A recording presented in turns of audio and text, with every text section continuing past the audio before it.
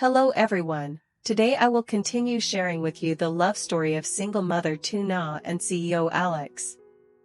I hope you enjoy the video. In the days after leaving, Tuna seemed to step into a new chapter of her life. A kind man had taken her and her child to stay at the home of Granny Tang, an old woman who had lived almost her entire life in a modest little house nestled on a hillside orchard of longans. The house had nothing of value except for an old wooden table set, a few dented pots, and the century-old longan trees. Yet, it was Granny Tang's kindness and compassion that turned this humble place into a true haven. At dawn, the crow of roosters woke the three of them. Tuna packed the leftover rice from the previous day, then carried her son out to the orchard with Granny Tang. She climbed swiftly onto the longan branches, her calloused hands deftly plucking clusters of ripe fruit. The morning sunlight spread across her sun-kissed face, which now glowed with hope. Her little boy toddled around happily, sometimes reaching out for a few ripe longans, eating them with a radiant smile. The golden clusters of fruit were neatly placed into bamboo baskets, and together they carried them slowly to the market in town. The money earned wasn't much, but it was enough for rice, salt, a few bundles of vegetables, and sometimes even a small fish to brighten their meals. Despite the hardship, Tuna felt lighter than she had in her wandering days, because every grain of rice, every pinch of salt now came from her own sweat and labor. No longer did she have to beg, endure scorn, or rely on pity. At home, she worked tirelessly, sweeping every dusty corner, scrubbing the rusted windows, gathering fallen leaves from the yard, and weeding the garden. Watching the young woman's diligent figure, her eyes always reflecting resilience and gentleness, Granny Tang felt as though a new breath of life had entered her once lonely home, filling it with warmth and vigor. One afternoon, as the sun dipped low, the two women sat on the porch picking up fallen longans. The summer breeze blew softly, cicadas sang endlessly. Granny Tang gazed at Tuna, let out a quiet sigh, and spoke with a trembling yet warm voice. "My dear child, I know you've endured much hardship. But never think you are alone. From now on, with me here, with this roof over your head, you'll always have a place to lean on. You're hardworking and kind, heaven will not abandon you." Tuna's eyes turned red with tears. She lowered her head, hands trembling and entwined. "All I wish for is a peaceful home, so my son can grow up with love, free from fear and want." Granny Tang gently laid her rough, time-worn hand over Tuna's. Her eyes shone with warmth and unwavering strength. "Then from today, the three of us will depend on each other to live. Whatever we have, we'll share. As long as we're breathing, there's still hope. I've lived alone for so long, it's been nothing but loneliness. Now with you and the child, it feels like heaven has blessed my old age with comfort." In that moment, Tuna's heart overflowed with emotion. The cicadas sang, the golden dusk covered the orchard, and her child's laughter echoed through the yard. Though the road ahead was still filled with trials, for the first time after endless days of running and hiding, she truly felt peace. Here, with Granny Tang, Tuna knew she had found a home to cling to, not just for herself, but for her little boy as well. While Tuna and her son were taken in by Granny Tang, gradually finding peaceful days on the longan hillside, Alex, on the other side, was drowning in an emptiness nothing could fill. He had all but torn the city apart, searching from crowded bus stations, through narrow alleys and labor districts, to the outskirts he had never once set foot in.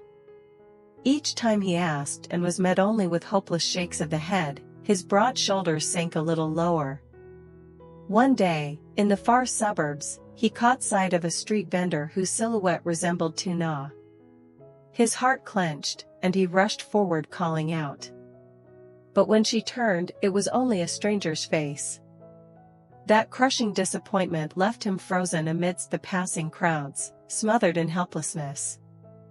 At night, the apartment was pitch dark, broken only by the ticking of the clock. Alex cracked open cheap cans of beer, draining them as if trying to drown his memories. Yet alcohol did not blur the pain. Instead, it made every image of Tuna sharper, her rain-soaked eyes, the faint smile as she held her child close, her fragile figure trembling under the storm that night. Many times, he sat motionless until dawn, empty beer cans rolling across the floor, his gaze vacant and hollow. Alex's elder sister, once always strict and unyielding, could no longer hide her remorse. It was she who had scolded Tuna, accusing her of being nothing but a burden, unworthy of entering Alex's life. Those cold, cutting words had driven Tuna away. Now, watching her brother grow thinner by the day, eyes bloodshot from sleepless nights, her heart twisted in guilt.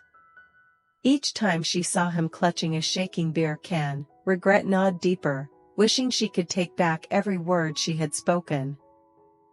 One evening, as Alex staggered home reeking of alcohol, his sister sat beside him, holding his trembling hand. Her voice cracked with sorrow. "Alex, I was wrong. I spoke too harshly to Tuna. I never imagined she would leave under such circumstances. I should have protected her, not driven her away."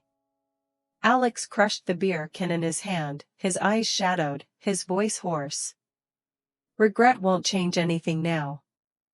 I've searched everywhere, but there's no sign of her.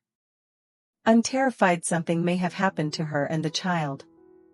The constant gnawing worry left Alex unable to keep searching aimlessly. After countless sleepless nights, he resolved to seek help from the authorities. In the lit-up reception hall, he recounted everything, from the moment Tuna left to the faint traces he still held on to. His voice trembled, but his eyes burned with desperate resolve, like a plea. "Please, help me. She is everything to me. I cannot lose her again." The officer listened, nodded, and reassured him. "We'll take action. But you must also take care of yourself. Otherwise, even if we find them, you won't have the strength to look after them." Alex bowed his head slightly, his hand shaking as it clutched the report. In his heart echoed a silent, unyielding vow: no matter how far, no matter how long, he would find Tuna and their child. Outside, the wind howled through the empty streets. Alex lifted his gaze to the night sky, his eyes red with exhaustion yet burning with determination. He knew not where this journey would lead, but his heart had only one direction, toward Tuna. The atmosphere inside the small house suddenly grew strange. The oil lamp on the table flickered, casting a pale golden glow that revealed Tuna's tense face, Alex's radiant yet anxious eyes, and Granny Tang's gentle, composed expression. Alex sat down on the bamboo chair opposite her, his hand still trembling slightly, as if afraid that if he let go for even a second, Tuna would vanish once again. He looked at her for a long while, his voice hoarse with emotion. "Do you know how I lived each day while searching for you? I scoured the entire city, every bus station, every alley. I thought that if I couldn't find you, I would never forgive myself for the rest of my life." Tuna lowered her face, fingers clutching tightly at her sleeve. Her voice faltered as she whispered, I never thought you'd come all the way here. I thought, to you, I was only a burden." Alex leaned forward, his fist tightening, his eyes shining with an unwavering resolve. "Don't ever say that. You and our child have never been a burden. You are the one I want to protect, the one I want to walk with for the rest of my life. If I couldn't find you, my whole life would be empty." Inside the small house, the oil lamp flickered faintly, casting shadows of the three figures. Alex sat there, his eyes fixed on every gesture of Tuna. Every word he spoke was heavy with restraint, as though he wished to pour all his sincerity into making her believe him. "Nah," Alex hesitated, his voice softening, "I want to take you and the child back to the ranch."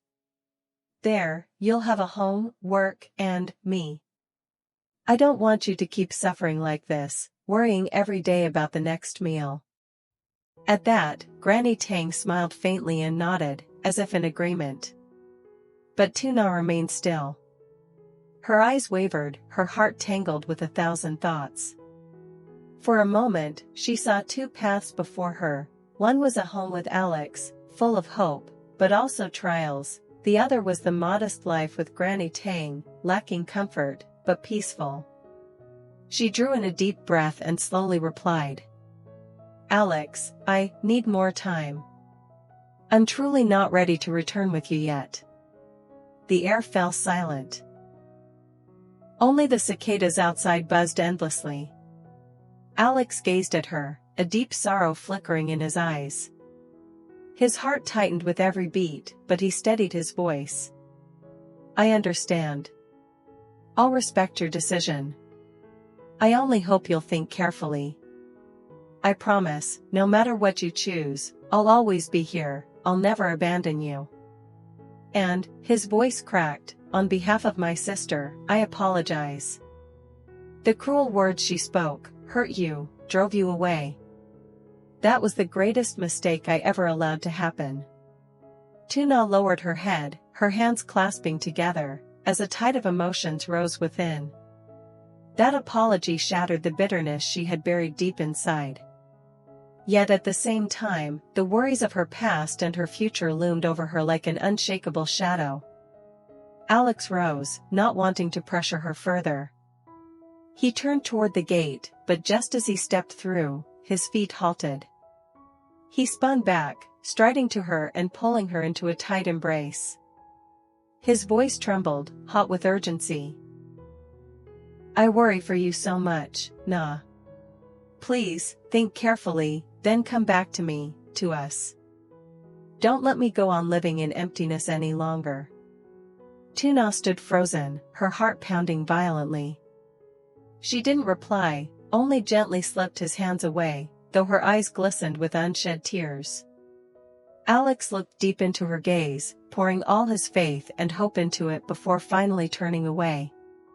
His tall figure gradually disappeared down the long, red earth road. The wooden gate creaked shut. Tuna leaned against it, her lips curling into a faint smile, a smile both tender and sorrowful. Tender, because she knew Alex hadn't given up. Sorrowful, because doubt gnawed at her. Was her own past worthy enough? Or would it only drag him into endless troubles? That night, after leaving Granny Tang's small house, Alex drove back to the ranch with a heaviness unlike anything he had ever felt. The road, once so familiar, lined with trees whispering in the wind as always, now seemed endless, each passing meter stretched on unbearably, as though there would never be an end. His heart weighed down, every beat tangled with restless thoughts. When he reached his room, Alex tossed his jacket carelessly onto a chair and collapsed onto the bed. But instead of being lulled to sleep by exhaustion, his eyes stared wide at the ceiling, as though a shadow had etched itself permanently into his mind. Tuna's voice, those short words, "I need more time," echoed endlessly, like a blade twisting deeper and deeper. He shut his eyes, but immediately, her image returned, the fragile figure beneath the porch, her hesitant gaze when he spoke, the faint smile that flickered only to vanish as the wooden gate closed behind him. He asked himself, did Tuna truly want to come back to him, or had her heart already chosen to walk away? Alex tossed and turned, the sheets and pillows feeling more like shackles. Outside, the wind howled past the window, only sharpening his unease. He had once been a strong man, one who faced danger without flinching, who had overcome countless trials. And yet now, because of one woman, he felt weaker than ever before. He could not even define his feelings for Tuna. Was it pity, or had it already grown into something deeper, something unshakably profound? But one truth rang clear, he could not bear to lose her again.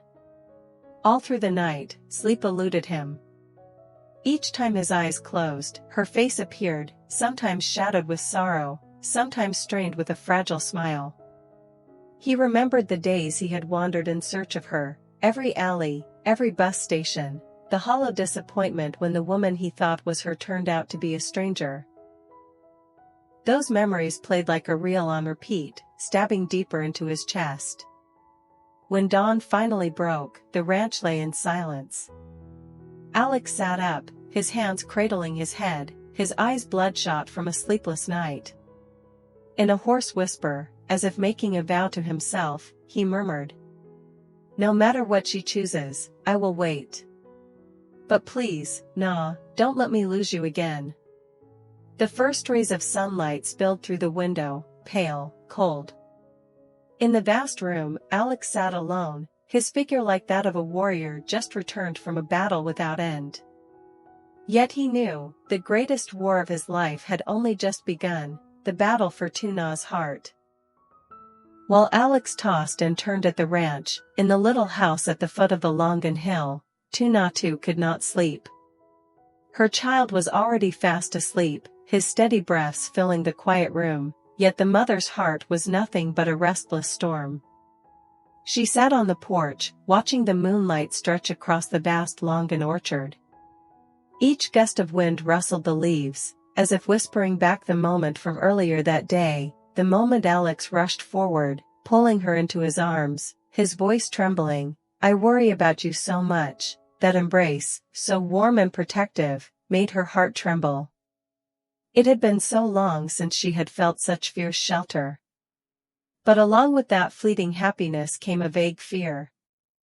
Tuna knew her life was not simple. She was a woman scarred by suffering, carrying a small child by her side. Would she become a burden to Alex?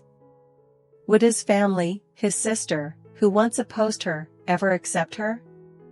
And more importantly, was his heart truly moved by love? Or was it only pity? She pressed a hand against her chest, as if to hold her racing heart in place. Her eyes blurred as a tear slipped down her cheek. "I want to believe him too.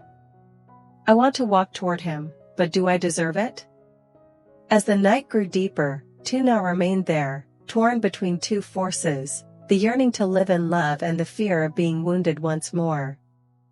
From inside the room, Granny Tang peeked out quietly, sighing in silence. She knew, the young woman was fighting a battle no one else could see, a battle within her own heart. On that same night, in two separate places, two souls lay awake, thinking of each other, bound by words left unspoken. One longed to hold on, the other trembled with fear. And the more taut that invisible thread between them grew, the harder it became for either of them to find peace and sleep. Will Tuna find the courage to choose? Stay tuned for the next episode. Thank you for watching until the end. Xin chào tất cả mọi người. Chào mọi người đã xem video của mình. Hôm nay thì mình rất vui vì có thể gặp lại mọi người trong một phút cuối video. Cảm ơn mọi người rất là nhiều vì mọi người đã dành thời gian quý báu của mình để xem video và có thể xem đến phút cuối cùng này. Thì như mọi người cũng đã biết thì kênh của mình sẽ đưa đến những nội dung về cuộc sống giản dị của mẹ đơn thân như là Lý Tử Diệp hoặc là Lý Tiểu Na, và sẽ có nam chính đó là một CEO. Vậy liệu tình yêu của họ sẽ đi đến đâu và liệu tình yêu có thể chiến thắng được số phận mà các khó khăn họ phải trải qua sẽ như thế nào? Thì mời mọi người đón xem những tập tiếp theo nha. Mọi người có thể đăng ký kênh, sau đó bật chuông thông báo lên để không bỏ lỡ bất kỳ video nào mọi người nhé. Và nếu như mà có ý kiến đóng góp gì cho các nhân vật hoặc là cho kênh của mình thì mọi người hãy để lại bình luận ở phần bình luận. Và xin chào mọi người, hẹn gặp lại mọi người trong những video tiếp theo. Bye bye.